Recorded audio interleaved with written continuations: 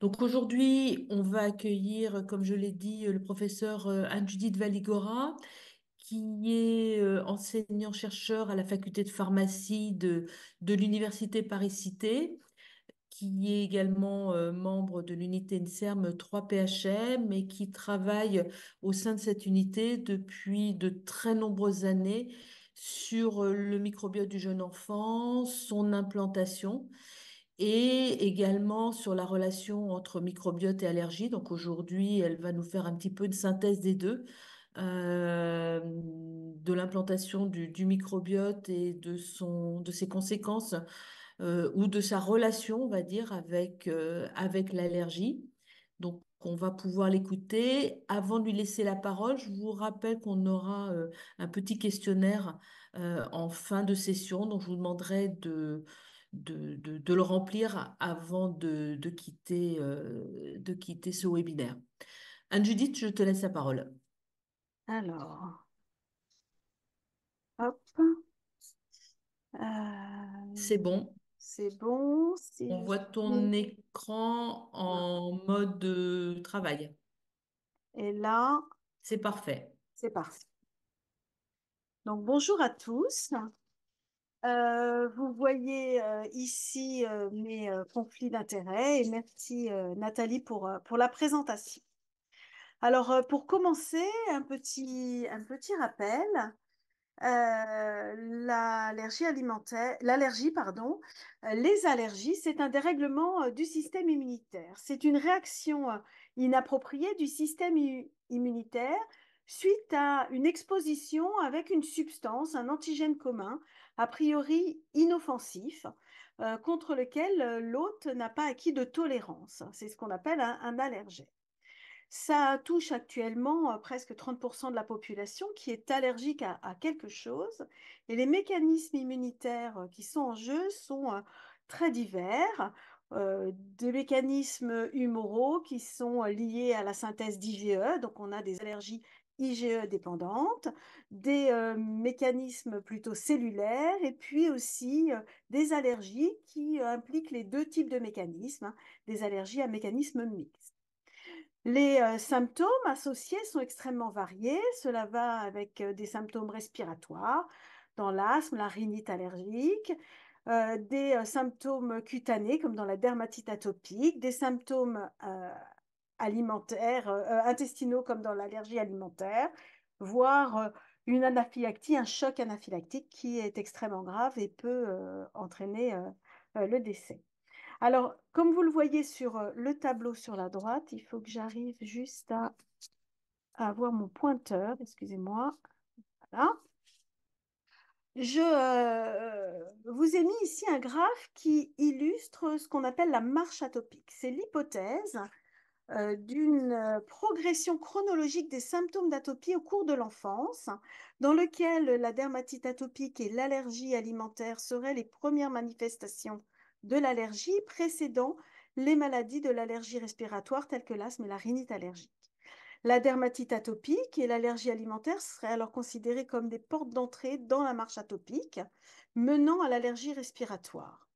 Ce serait donc des débuts précoces d'allergie qui seraient des facteurs de risque de développement d'autres allergies plus tard à l'âge scolaire. Mais ce concept a été remis en cause par plusieurs auteurs dans des études prospectives. Cela dit, il reste intéressant. Il faut savoir qu'il y a des individus qui ont en même temps les quatre types d'allergies. Alors, depuis les années 2000, les débuts des années 2000, on se pose la question d'altération de l'écosystème intestinal et du microbiote chez les sujets allergiques. Ces études, elles sont nées à la suite des discussions et de l'évolution de la théorie de l'hygiène vers la théorie du microbiote qui dit que le microbiote, en s'établissant, et s'il s'établit mal ou avec retard, va entraîner une mauvaise maturation du système immunitaire. Donc, il y a les premières études portaient sur des enfants allergiques et non allergiques dans des pays à haut et à bas niveau d'hygiène. Et rapidement, les techniques d'études ont évolué, nos connaissances se sont amplifiées et on arrivait à faire quand même des schémas de ce qui augmentait ou diminuait en termes d'espèces, de groupes ou de genres bactériens chez les sujets allergiques et non allergiques.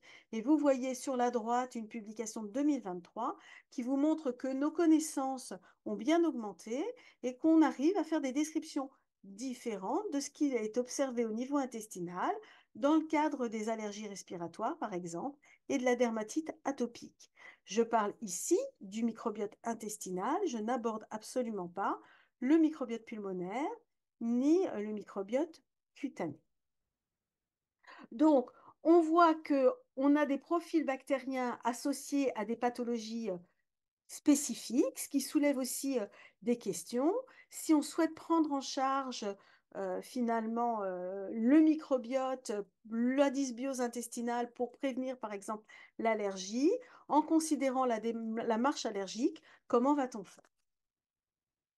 C'est particulièrement le cas aussi dans le cadre de l'allergie alimentaire, où la plupart des études ont porté sur les allergies IgE dépendantes, avec une observation d'une dysbiose chez le sujet allergique, une modification du microbiote, notamment dans les premiers mois de vie, associée souvent à une sensibilisation plus importante à des allergènes alimentaires plutôt qu'à des symptômes. Mais on a aussi des études qui montrent qu'il y a des modifications chez les sujets qui sont allergiques, et notamment, curieusement, dans ces allergies IgE dépendantes, une augmentation de la diversité du microbiote. Les autres allergies, les allergies non IgE dépendantes telles que l'œsophagite à eosinophile et le syndrome d'entérocolite induite par les protéines alimentaires, le CEPA, ont été très très peu étudiées. Ce que vous voyez en bas, c'est une publication de 2023 sur le CEPA. Et ici, en 2014, on avait quand même quelques données sur le microbiote et son évolution en fonction du mécanisme d'allergie, mais on a quand même malgré tout assez peu de données. Pour vous montrer que ce tableau est encore plus complexe, il y a un travail récent qui montre que finalement, on a peut-être une complexité encore plus importante quand on s'intéresse aux souches qui colonisent l'individu. Ceci est une étude qui a été réalisée par l'équipe de Bernie Canani dans le cadre d'un projet qu'il mène de longue date, où il a ici inclus des sujets, des enfants de 4-5 ans qui avaient une allergie médiée par les IgE et des témoins appariés pour l'âge. Les sujets étaient soit avec une allergie alimentaire, soit avec une allergie respiratoire. Il a très bien pu caractériser dans les deux cas des groupes bactériens, des espèces bactériennes qui étaient soit augmentées, soit diminuées chez les sujets allergiques.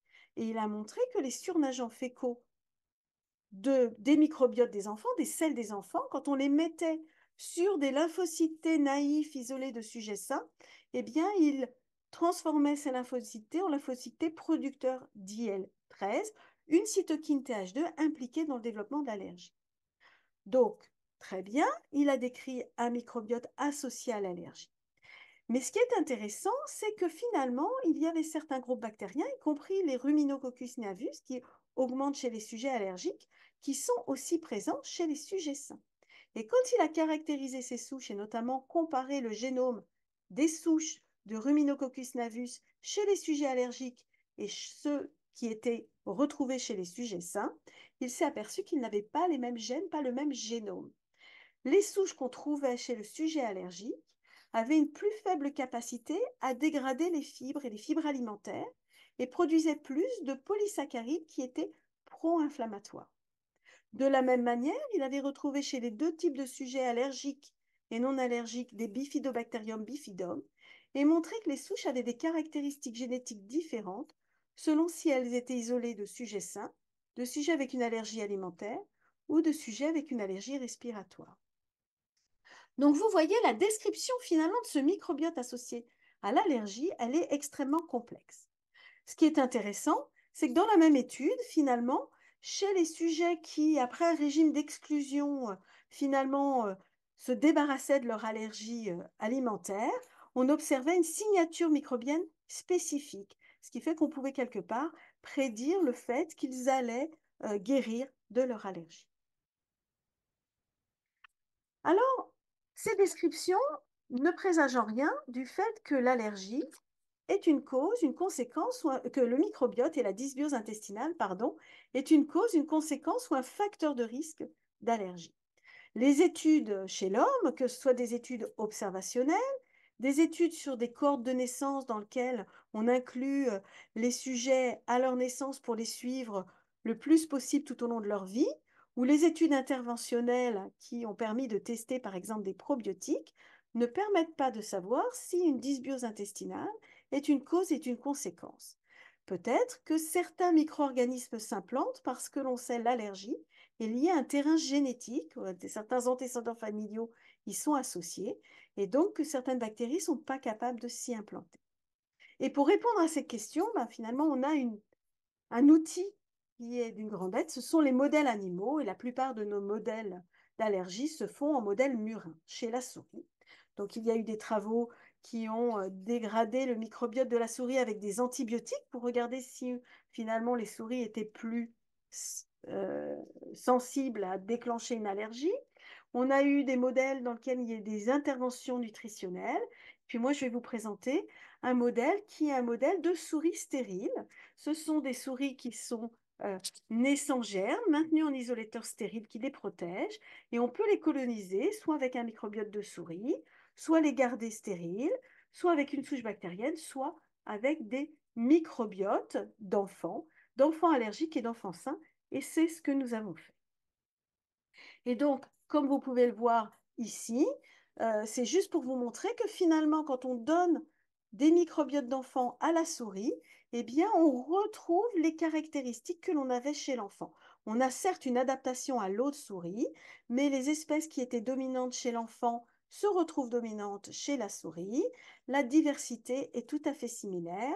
Chez nos sujets, nos nourrissons, on avait un microbiote intestinal plus diversifié quand ils avaient une allergie aux protéines de lait de vache, et c'est ce qu'on a observé chez nos souris. Donc ces souris, on les a sensibilisées à des protéines de lactosérum, donc des protéines de lait, avec un adjuvant, on les a sensibilisées à voie orale pour modéliser ce qui se passe chez l'enfant, et puis on a ensuite fait un test de provocation orale, on leur a administré un allergène du lait, la bêta-lactoglobuline, et on a regardé ce qui se passait. Alors, la première chose qu'on a pu observer, c'est que la présence d'un microbiote d'enfant sain était protecteur vis-à-vis de l'allergie. C'est ce que vous voyez ici avec la dégranulation des mastocytes qui est plus faible chez les souris qui ont un microbiote d'enfant sain ou chez les souris qui ont un microbiote de souris. Mieux encore, quand il y a un microbiote, il semble qu'avec un niveau de sensibilisation égal, donc d'IgE égal, on ait une plus faible dégranulation des mastocytes, donc moins de symptômes en prévision. Chez ces animaux-là, notamment les animaux à microbiote de bébé, la maturation du système immunitaire n'était pas complète. Cependant, malgré tout, on a observé cet effet protecteur. Enfin, on peut observer que chez les souris qui faisaient une réaction allergique très très forte, eh bien, on avait une modification du microbiote avec notamment une disparition de certaines bactéries présentes en sous-dominance. Alors, cela veut dire que certes, le microbiote peut avoir un effet protecteur vis-à-vis de l'allergie, mais que l'allergie va aussi modifier le microbiote. Et là, on va rentrer dans des notions de cercle vicieux. Que se passe-t-il quand on administre le microbiote d'un enfant qui souffre d'une allergie aux protéines de lait de vache? Eh bien, on s'aperçoit qu'à chaque fois qu'on sensibilise nos souris, elles font un peu de diarrhée, donc elles ont quand même une réaction à l'allergène, ce qui n'est pas le cas chez celles qui ont reçu le microbiote d'enfants sains.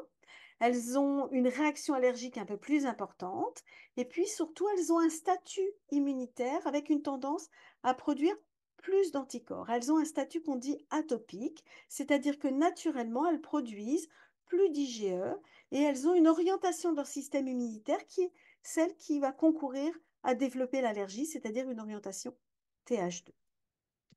Ces résultats ont été confirmés par une autre équipe qui travaillait en même temps sur le sujet, une équipe américaine, et qui elle aussi a montré que le microbiote de l'enfant allergique et favorisait chez la souris le développement d'allergiques, alors que le microbiote isolé d'enfants sains favorisait chez la souris un statut sain, moins d'allergiques, avec moins de dégranulation des mastocytes. Ils ont utilisé leur modèle pour caractériser le microbiote d'enfants sains et ils ont pu observer que certaines espèces bactériennes étaient associées à une moindre dégranulation des mastocytes. Et notamment, ils ont caractérisé une bactérie qui s'appelle Anaerostype cacae. Et ils ont montré dans leur modèle que cette bactérie, quand on l'administrait aux souris, eh bien, elle permettait de réduire la sensibilisation à l'allergie, mais aussi les symptômes d'allergie en diminuant la dégranulation des mastocytes. Alors la question qui se passe, c'est quand apparaissent ces dysbioses? Est-ce qu'elles sont très précoces? Il y a plusieurs études qui montrent qu'elles sont observables avant l'apparition de tout symptôme, mettant au centre finalement du lien entre microbiote, dysbiose et allergique la période néonatale.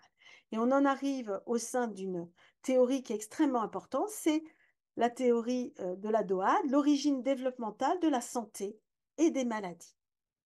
Cette théorie est associée à la théorie des 1000 jours qui dit que tout ce qui se passe, qui va toucher l'individu de sa conception jusqu'à ses 2 ans, va avoir une influence sur sa santé tout au long de sa vie, y compris à l'âge adulte. Et dans ce cadre, finalement, l'établissement du microbiote rentre tout à fait, puisqu'il va s'établir dans cette période de la naissance jusqu'aux 4-5 ans de l'enfant, mais c'est dans les 2 premières années de vie qu'il va y avoir le plus de modifications au sein de cet établissement. Alors, il y a plein de facteurs qui vont influencer cet établissement du microbiote, mais qui vont aussi influencer le microbiote tout au long de la vie de l'individu. En premier lieu, on dit que dans la théorie des 1000 jours, tout ce qui se passe de la conception jusqu'aux 2 ans de l'enfant va avoir un rôle. Eh bien, les microbiotes de la mère vont jouer un rôle. S'il n'y a pas de microbiote in utero, de microbiote placentaire, on sait que via ces microbiotes, la mère va transmettre à l'enfant des métabolites bactériens, des structures bactériennes qui peuvent induire une maturation précoce de son système immunitaire.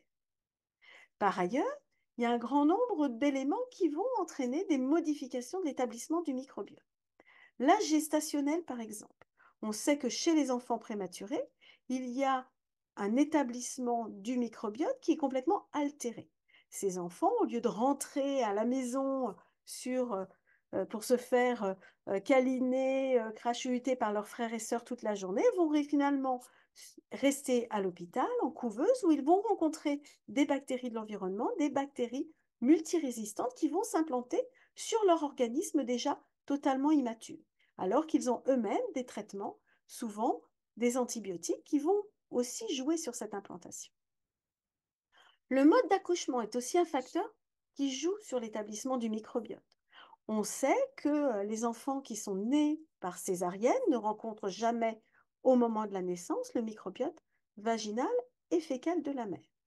Qu'est-ce qui va se passer? Finalement, dans les premiers jours de vie, ces enfants vont se coloniser par des microbiotes cutanés et des microbiotes de leurs parents et aussi des bactéries qui viennent de l'environnement.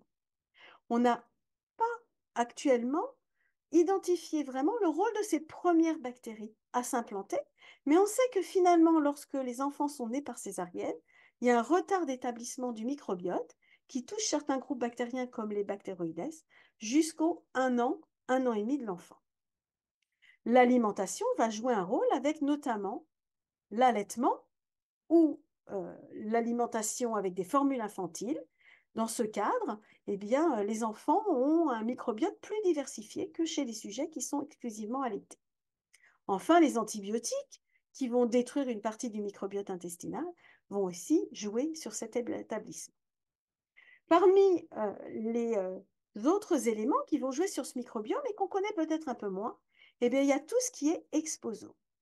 On sait qu'un enfant, un individu qui est élevé avec un chat, un chien, des animaux domestiques ou des animaux de la ferme, finalement a moins de risques de devenir allergique, il est exposé à plein de choses différentes. Mais on sait aussi qu'il y a énormément d'éléments dans notre environnement, des particules fines, des plastiques, des pesticides, dont on ne connaît pas bien le rôle sur l'établissement du microbiote.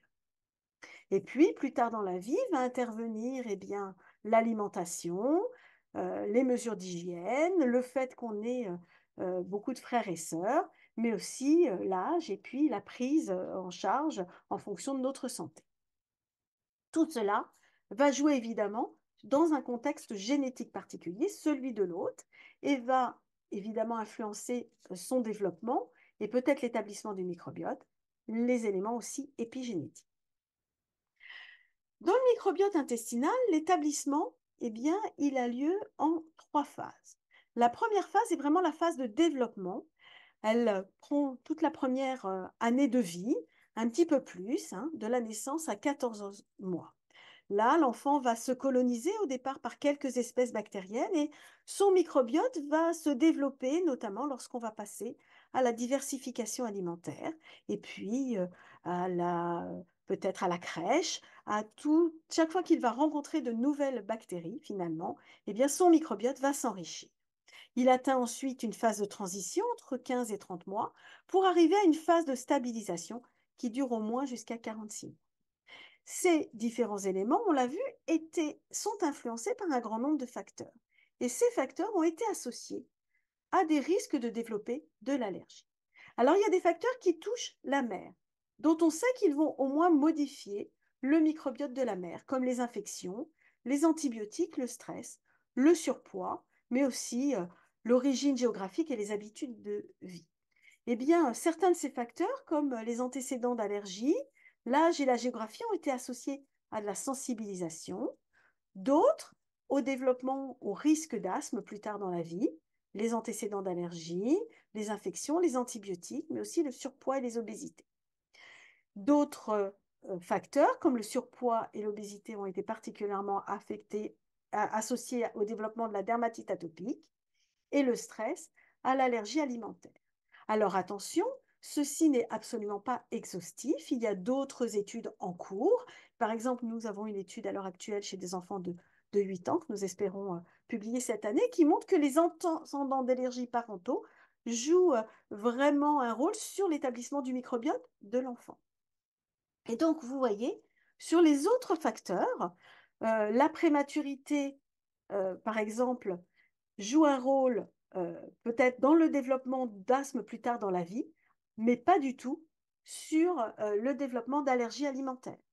La césarienne, elle, a été associée clairement dans les études épidémiologiques au risque d'allergie plus tard dans la vie. Les antibiothérapies de l'enfant ou de la mère en perpartum, peut-être avec de l'asthme, mais ça reste encore à approfondir.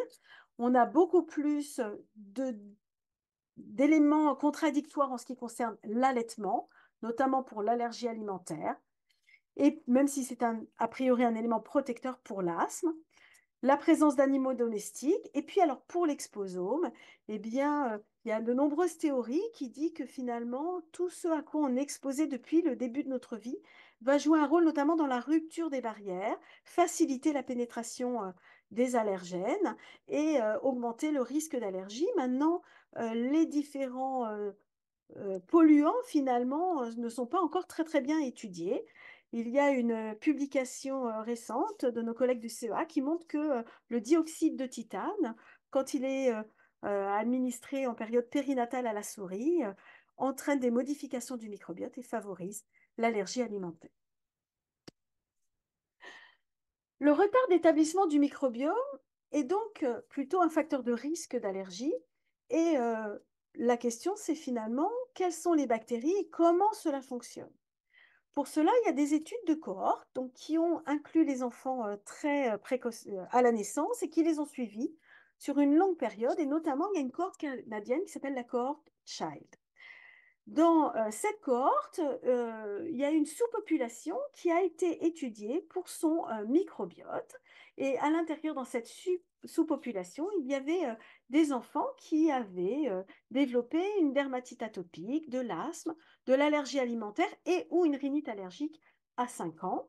Et finalement, ils ont regardé dans quelles conditions, finalement, on avait plus de risques de développer ces pathologies allergiques. C'était chez les garçons, chez les sujets qui avaient des parents qui avaient des antécédents de maladies atopiques et si on avait des antibiotiques avant l'âge de 1 an.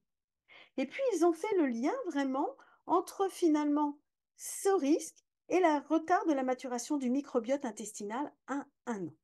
Ils ont montré que s'il y avait moindre diversité à 1 an, et puis des changements spécifiques dans l'abondance de 9 espèces, notamment en lien avec la prise d'antibiothérapie, les antécédents du père et l'allaitement maternel, eh bien, on avait plus de risques de devenir allergique. Et ils ont identifié notamment des groupes bactériens et des bactéries dont l'abondance était associée plutôt à un métabolome protecteur ou au contraire associée avec l'allergie dans les 4 cas d'allergie. Et en fait, ce qu'ils ont pu observer, c'est que finalement, ces modifications du microbiote étaient associées à un métabolome, des métabolites chez l'hôte altérés et une altération des voies fonctionnelles. Chez les sujets, on avait plus d'amines biogènes qui sont associées à une inflammation chronique, moins de butyrate, donc on va voir le rôle dans un instant, et une intégrité de la barrière intestinale altérée, laissant passer plus d'allergies. Alors, comment ça peut fonctionner? Eh bien, tout simplement, on sait que lorsqu'on a une dysbiose précoce et un retard d'établissement du microbiote, eh bien, qui peut être amplifié lorsque justement l'individu rencontre l'allergène, eh bien, il va y avoir une altération du métabolisme bactérien qui va toucher des éléments comme le métabolisme des acides biliaires, le métabolisme du tryptophane et le métabolisme énergétique. Et de ce fait, favoriser par exemple des acides biliaires secondaires pro-inflammatoires, toxiques, ce qui va impacter notamment l'équilibre T-helper qui contrôle notre système immunitaire et la différenciation de cellules T règles, le métabolisme du tryptophane en jouant sur la voie de l'idéo et des kynurénines, qui a plutôt un rôle protecteur, mais qui en cas de dysbiose finalement serait moins produite. Le métabolisme énergétique avec une diminution du butyrate, puisque dans la dysbiose, il manquerait des bactéries productrices de butyrate, mais aussi la production de certains chingolipides qui sont des régulateurs de l'activation des mastocytes, les cellules finalement qui sont responsables de la réaction allergique.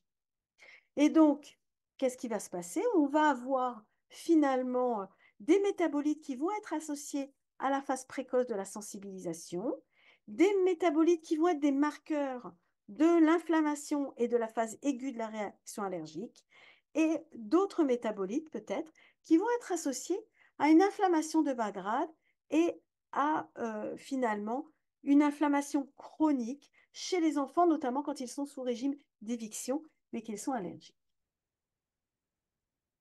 Alors, pour insister sur les acides gras à chaîne courte, eh bien, ça fait longtemps que certaines études ont montré que chez les enfants allergiques, il y avait moins d'acides gras à chaîne courte, moins de propionate, d'isobutyrate, de butyrate, d'isovalérate et de valérate. Et notamment, le butyrate est important parce qu'il joue un rôle dans la survie cellulaire, dans la cohésion intercellulaire au niveau des barrières, comme la barrière intestinale, mais aussi dans la génération et le maintien de certains lymphocytes, des régulateurs finalement, qui permettent de contrôler notre système immunitaire et éviter qu'il dérive vers un profil TH2 et qu'il soit finalement en faveur du développement de l'allergie. Or, ce butyrate, qui agit ainsi notamment en jouant sur les histones des acétylases et sur l'ADN, eh bien, il est diminué chez les sujets qui ont moins d'allergies alimentaires, qui ont, pardon, plus d'allergies alimentaires, plus d'allergies respiratoires. Et si on prend des enfants qui ont une allergie aux protéines de lait de vache et qu'on leur donne une formule infantile adaptée, enrichie notamment en Lactobacillus rhamnosus GG, on s'aperçoit qu'on rééquilibre le microbiote et que les enfants qui vont finalement acquérir une tolérance vont avoir une augmentation du butyrate dans leurs selles. Et donc, certainement, finalement, en administrant ce lactobacillus, on favorise la croissance de bactéries productrices de butyrate et le butyrate va avoir cet effet tolérogène, permettre finalement l'établissement d'une tolérance. Ce mécanisme, c'est ce qu'on appelle le crossfeed. Alors tout ça nous amène à nous poser la question, bien on a vu qu'il y avait des modifications du microbiote chez le sujet allergique, que ces modifications pouvaient être très précoces, qu'elles finalement étaient liées aussi à de nombreux facteurs qu'on ne maîtrise pas, Et peut-être qu'il serait intéressant de moduler l'écosystème intestinal pour prévenir ou prendre en charge finalement les manifestations allergiques. Alors, vous le savez, pour ça, on a tout plein d'outils, des probiotiques, avec des probiotiques traditionnels qui sont très étudiés, et peut-être à l'avenir des live biotherapeutic products, c'est-à-dire des souches bactériennes qui sont isolées de nos connaissances actuelles sur le microbiote. On a parlé tout à l'heure d'anaérostype, mais il y en a d'autres. On a les prébiotiques, donc les substrats qui vont finalement modifier, être utilisés par le microbiote pour prévenir des métabolites actifs, et tout cela pour avoir des bénéfices santé. Et puis l'association de probiotiques et de prébiotiques associés à un bénéfice santé pour l'individu, ce sont les symbiotiques. Et puis, on a aussi les postbiotiques, donc les probiotiques tués avec ou sans leurs métabolites. Et on va parler très peu de transplantation de microbiote fécal, mais je vous en dirai quand même un petit mot.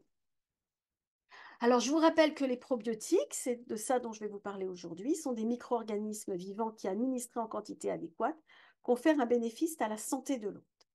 La question qui se pose à l'heure actuelle, c'est qu'il n'y a pas de recommandation de souches pour prendre en charge l'allergie à l'heure actuelle.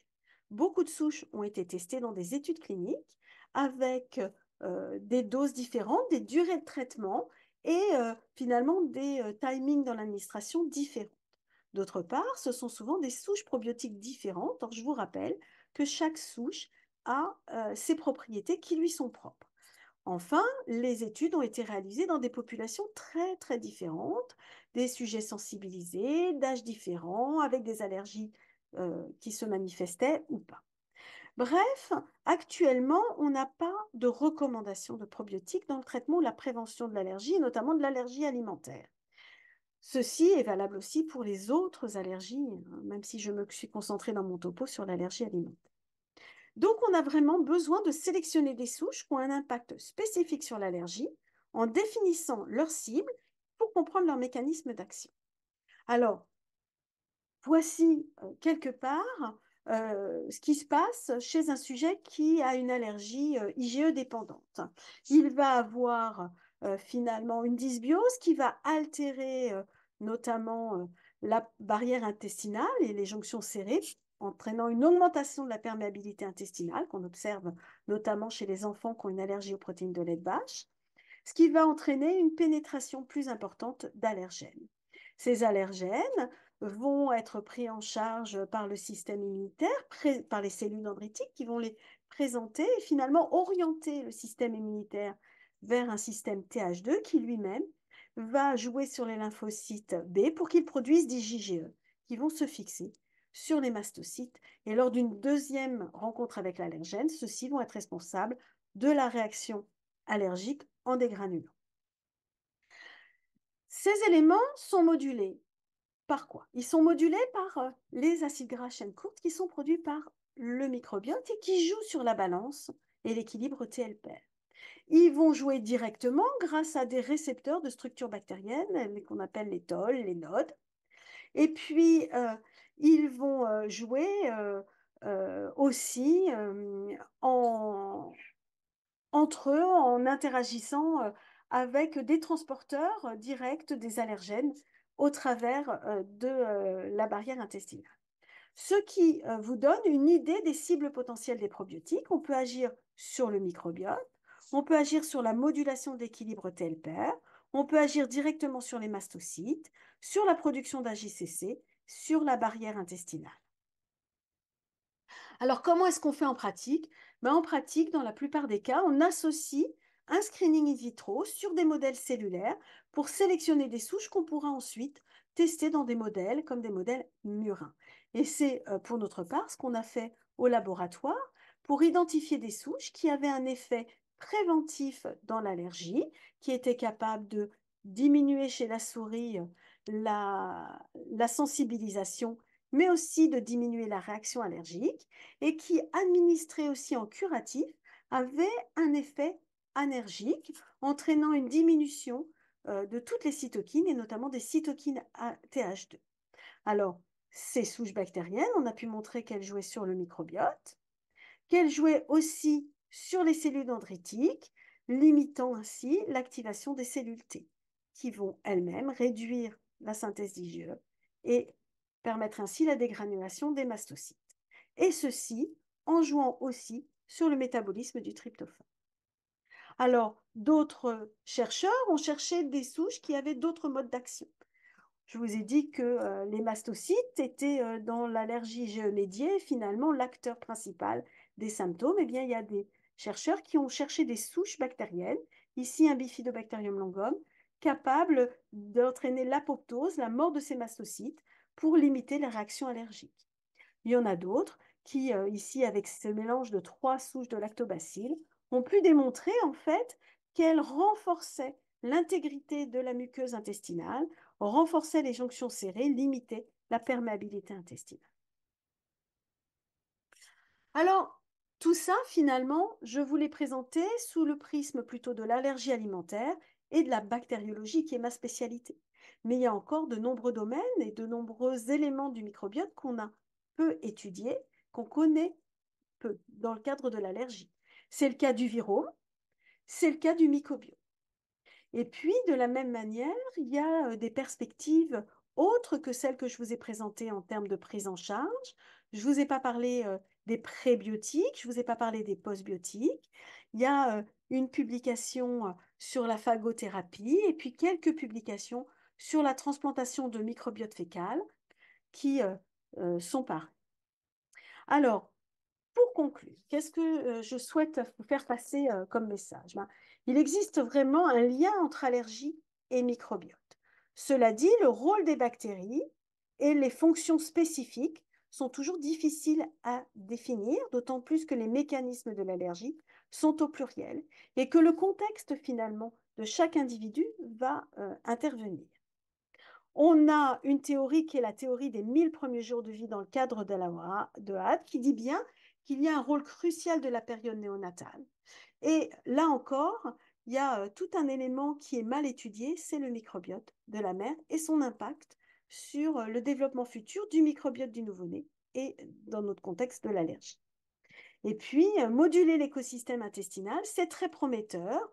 Dans notre cas, sur les souches qu'on a identifiées qui entraînaient une allergie en curatif, elles pourraient être des adjuvants de traitement, de désensibilisation, puisqu'il y a d'autres prises en charge qui existent.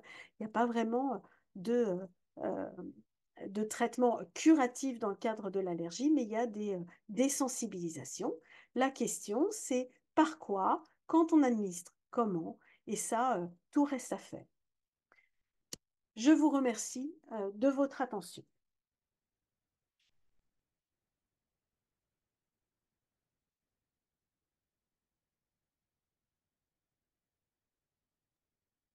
Merci beaucoup Anne-Judith pour cette présentation qui était très claire, très complète, qui nous montre vraiment les interactions extrêmement étroites finalement entre le microbiote et le développement de cette pathologie allergique, comme on le connaît pour d'autres pathologies éventuellement plus inflammatoires. Tu nous as montré la complexité qu'il y a aux mécanismes qui sont associés. J'ai trouvé que c'était particulièrement intéressant de voir qu'on commençait justement à sortir de la simple notion d'association pour essayer de comprendre les mécanismes qui sont issus finalement de ces dysbioses et qui pourraient aller vers le développement donc de ces pathologies allergiques. Et puis, tu nous as montré le rôle important de la DOAD et de ce qui se passe pendant le développement et les premiers jours de vie. Et pour initier cette discussion, j'aurais envie de te poser une première question qui est finalement ces premiers jours de vie sont extrêmement importants. Ils peuvent être modulés par de très nombreux facteurs. Tu nous l'as montré avec finalement des relations qui sont très différentes les unes des autres. Est-ce que dans ce contexte, on pourrait, chez des personnes à risque, penser à moduler le microbiote de la mère de manière à se prémunir vis-à-vis d'un risque ultérieur. Alors oui, il y a des études en ce sens. Il y a des études sur les probiotiques et notamment le lactobacillus GG, avec des résultats contradictoires dans la littérature, des études où finalement la prise en charge, la prise de ce probiotique chez la femme enceinte à la fin de sa grossesse, mais aussi chez le nouveau-né, puisque les mères continuaient soit à le prendre si elles allaitaient, soit à l'administrer directement à leur nouveau-né pendant les 6 premiers mois de vie, ont montré des résultats tout à fait promoteurs en Scandinavie et des résultats complètement contradictoires dans d'autres études, notamment en Allemagne. En fait, c'est ce qui a conduit à la World Allergy Organization à un moment mettre que finalement les probiotiques pourraient être intéressants, notamment chez la femme enceinte avec des antécédents d'allergie, mais ne précisant aucune souche probiotique, aucun rythme d'administration, aucune dose. Finalement, c'est une recommandation qui était basée sur un faible niveau de preuve qui n'est pas suivie. Et puis, il y a d'autres travaux qui s'intéressent à la supplémentation en prébiotiques aussi euh, chez la femme enceinte. Et dans ce contexte, euh, j'ai envie de continuer puisqu'il n'y a pas de questions qui apparaissent dans le chat, hein. N'hésitez surtout pas à intervenir. Euh, bon, je vais poser ma question et puis je te donnerai les questions qui apparaissent désormais. Est-ce que tu penses que c'est les traitements, enfin les prises en charge de prévention par les probiotiques pourraient se faire par une seule souche ou finalement tu nous as montré qu'il y avait de plusieurs éléments qu'on identifiait quand on avait des panels d'enfants allergiques ou non allergiques? Ou est-ce qu'il faudrait plutôt aller sur des mélanges de souches et des mélanges de souches issus finalement de la bioproducts plutôt que de souches qui sont déjà connues? Alors, il y a plusieurs questions dans ta question. La question Oui. de l'association de souches. Ce qu'il faut pouvoir démontrer, c'est que finalement, les souches, quand elles sont associées, elles n'ont pas d'effet antagoniste, qu'elles ont plutôt soit un effet synergique, soit qu'elles continuent à agir en parallèle les unes des autres. Il y a eu des travaux, notamment issus de la cohorte Child aussi, mais qui ciblaient plutôt l'allergie euh, respiratoires, l'asthme, qui ont montré que finalement, chez les sujets qui étaient à risque de développer un asthme plus tard, il y avait un déficit dans trois groupes bactériens, incluant notamment Faecalibacterium prausnitzii. Et finalement, dans leurs essais chez la souris, ils avaient donné le mélange de ces trois bactéries. Donc, on peut très bien imaginer que un mélange puisse être tout à fait utile. Dans l'exemple que je vous ai donné avec l'anaérostype, finalement, elle se suffisait à elle-même, en tout cas dans le modèle murin. De la même manière, chez l'enfant, le LGG, dans le cadre de l'étude de Bernie-Canani, a eu plutôt des effets bénéfiques sur la prise en charge de l'allergie alimentaire. Donc en fait, je pense que c'est extrêmement variable, ça dépend du probiotique. Mais à l'heure actuelle, il y a eu beaucoup d'essais sur des probiotiques traditionnels, sans pour l'instant arriver à vraiment des recommandations, notamment des sociétés savantes. Et les live biotherapeutic products ou les postbiotiques qui pourraient en découler seraient, à mon avis, tout à fait intéressants.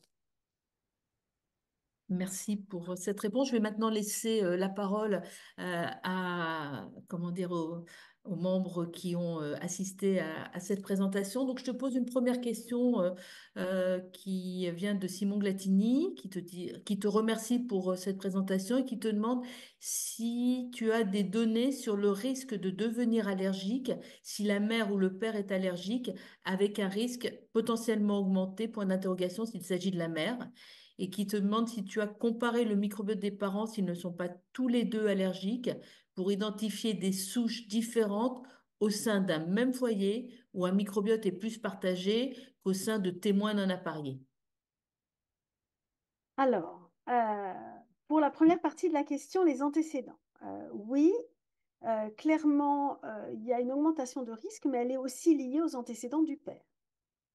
Et jusqu'à présent, si c'est une augmentation du risque allergique, elle n'avait pas toujours été regardée au regard du microbiote, notamment du microbiote de l'enfant. Alors la difficulté, c'est que il y a des enfants qui naissent avec des antécédents parce que leurs parents, leurs deux parents ont des antécédents d'allergie et qui ne développeront une allergie que très tardivement, une allergie à l'adolescence. Et donc, les études de cohorte mettent du temps et ces données-là mettent du temps parfois à arriver. Dans ce cadre-là, comme je le disais, ben, nous sommes en train de travailler sur des enfants de 8 ans dans le cadre de la cohorte Paris en collaboration avec Isabelle Momas. Et il semblerait effectivement que les antécédents père et mère influencent le microbiote et par contre, pour ce qui est de l'allergie, ils ne sont pas tous encore à 8 ans allergiques, heureusement d'ailleurs. Les antécédents père et mère influencent de manière équilibrée ou y a-t-il, de ce Alors, qu'on a envisagé à l'heure actuelle, un déséquilibre vers la mère ou vers le père? alors ça, je n'ai pas la réponse à la question. D'accord. Alors après, pour ce qui est de regarder justement au sein d'un foyer, ben, à ma connaissance, ça a été très très peu fait, voire pas fait.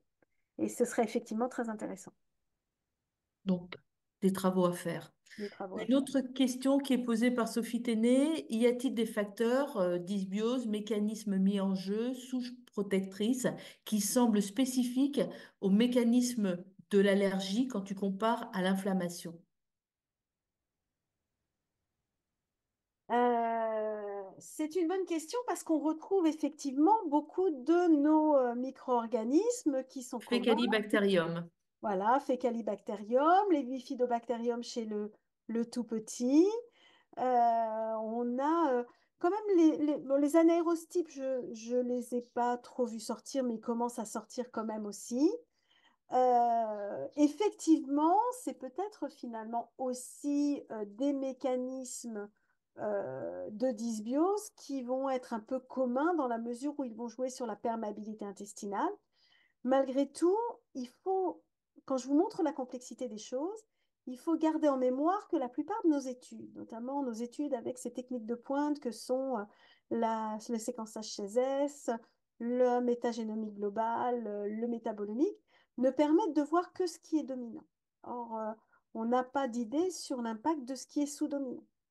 De la même manière, on voit ici des choses finalement à l'âge de 3 mois, de 1 an, mais on a peu de données sur les conséquences des premières bactéries à s'implanter sur la santé. On peut très bien imaginer que les premières bactéries dans la première semaine de vie, finalement, elles donnent une empreinte à l'hôte qui fait que d'autres bactéries vont s'implanter et pas d'autres, que le système va progressivement sur un effet boule de neige, évoluer dans un sens ou dans l'autre. Et donc, quand on parle d'association, on est tout à fait peut-être dans un effet boule de neige où effectivement la dysbiose favorise l'allergie, mais elle-même, la dysbiose, elle est conduite au fait qu'il y a peut-être certaines bactéries et un contexte qui fait qu'elle s'est installée telle qu'elle. Donc là-dessus, je n'ai pas la réponse et je pense que personne ne l'a vraiment en fait pour l'instant. Mais il faut considérer que c'est sans doute bien plus complexe que ce qu'on regarde. Ok, merci beaucoup. Une autre question pour laquelle je suis pas sûre que tu auras la réponse au vu de ce que tu nous as dit en début de ta présentation, c'est Igor Tsepoginski. Je suis désolée si j'altère votre nom, qui te remercie pour cette présentation et qui te demande ce qu'il en est du microbiome cutané pour les maladies atopiques et notamment la dermatite atopique. Alors, pour la dermatite atopique, qui n'est pas ma spécialité, on sait qu'au moment des poussées, il y a chez les individus finalement une augmentation des staphylocoques et notamment des staphylocoques aureus qui ont un effet vraiment pro-inflammatoire. Et que cette abondance de staphylocoques aureus, elle diminue dans les phases finalement de rémission. Ce que j'ai pu lire aussi, c'est que si le microbiote dans l'enfant, dans les 3 mois de vie et 3 premiers mois de vie est peu différencié, vous savez que c'est un microbiote qui est vraiment spécifique de site. On n'a pas le même microbiote sur les avant-bras, sous les aisselles, sur le front. Dans les 3 premiers mois de vie, il n'est pas spécifique de site.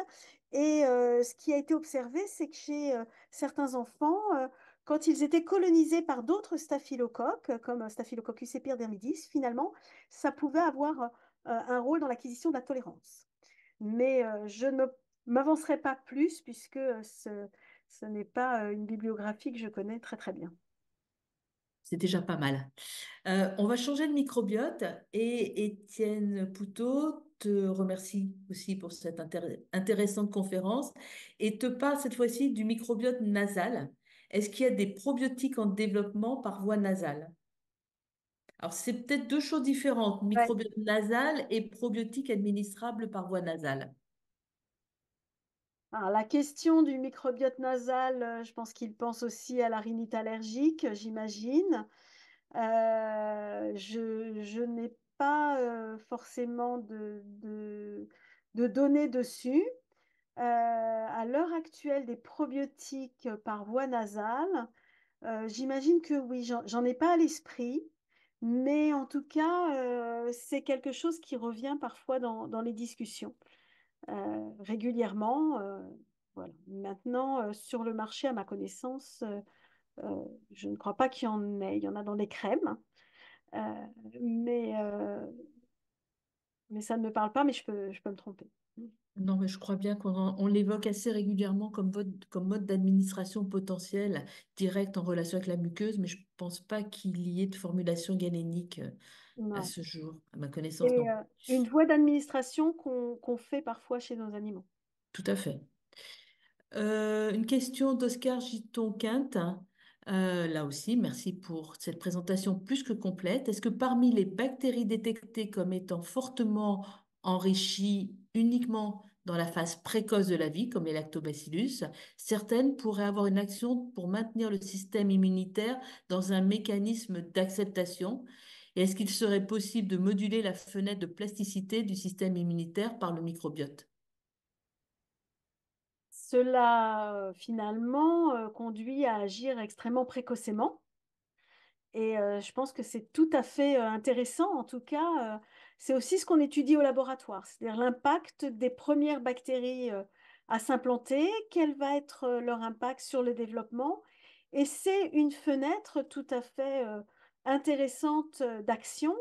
La question qui se pose et que j'ai un peu évoquée au début de ma présentation, c'est que finalement, si on voit que le microbiote précoce, il a telle caractéristique pour les sujets qui vont être à risque de développer une allergie alimentaire, mais telle autre caractéristique pour les sujets qui vont développer plutôt un asthme, notamment dans les études qui montrent que la marche allergique n'est pas forcément euh, retrouvée. Qu'est-ce qu'on fait? Et donc là, il va falloir plutôt trouver des souches peut-être consensuelles qui modulent le microbiote en induisant de la tolérance, quoi qu'il en soit. Tout en sachant que l'on est aussi chez des individus qui peuvent développer ultérieurement d'autres types de pathologies qui seraient en relation avec le microbiote. La difficulté aussi, c'est donc on est finalement dans des pathologies multifactorielles dans lesquelles le contexte et l'environnement va jouer un grand rôle, aussi bien que la génétique. Mais on va arriver à la médecine personnalisée finalement, avec peut-être des souches probiotiques qui seront intéressantes pour certains sujets et pas pour d'autres. Alors ça tombe très bien parce que tu ouvres la question suivante qui est posée par Béatrice Ségurins, qui là aussi te remercie pour ce séminaire et qui te demande s'il y a eu des recherches de corrélation entre la génétique de l'hôte et la composition du microbiote intestinal. Alors, il y a eu des travaux, il y a certainement eu des travaux plus récents euh,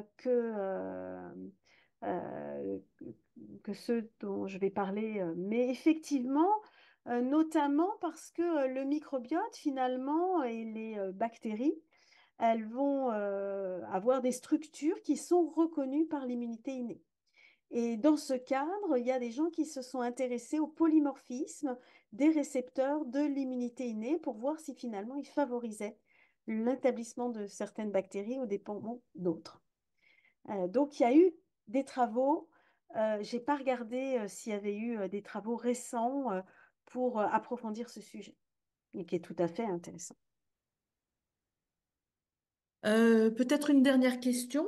Marie-Christine Chevalier-Multon, qui te remercie pour ta présentation très didactique et qui te demande s'il y a des antigènes bactériens qui feraient de l'épitope mimicry dans l'allergie. Est-ce qu'il y a des structures bactériennes finalement qui joueraient le rôle De, d'allergènes en de fait, faux épitopes. aux épitopes? Je ne sais pas.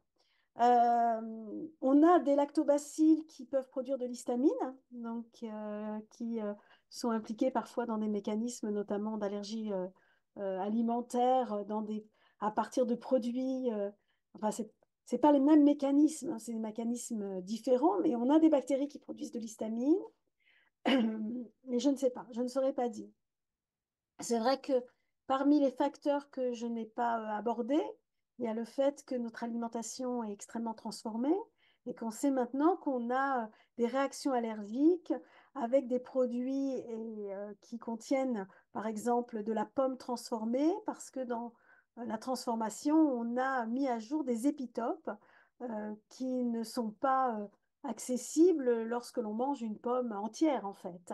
Et c'est pour ça qu'on a aussi beaucoup de réactions croisées avec la pomme et les pollens de bouleau. Enfin, il y a beaucoup plus d'épitopes du fait de notre mode de vie, sans doute, que c'est aussi lié au fait que nos- notre risque allergique et le nombre de personnes sensibilisées augmente. Mais je ne sais pas. Mais c'est vrai que Je ne peux pas répondre à la question. les processus fermentatifs qui vont donc moduler les aliments, les macronutriments peuvent, pourquoi pas, dérouler et mettre en évidence de nouveaux épitopes. Oui. Écoute, je crois qu'on a fait attendant. J'ai une nouvelle question de Béatrice Ségurin. Les allergies sont plus abondantes dans les pays occidentaux? Alors, c'était très vrai au départ, hein. Je pense que de nos jours, c'est peut-être moins vrai parce qu'on sait que dans beaucoup de pays, finalement, il y a aussi l'impact de l'exposome et de la pollution, que les produits finalement transformés que l'on mange se retrouvent un peu partout. Donc c'était en tout cas la question qui se posait dans le cadre de la théorie de l'hygiène.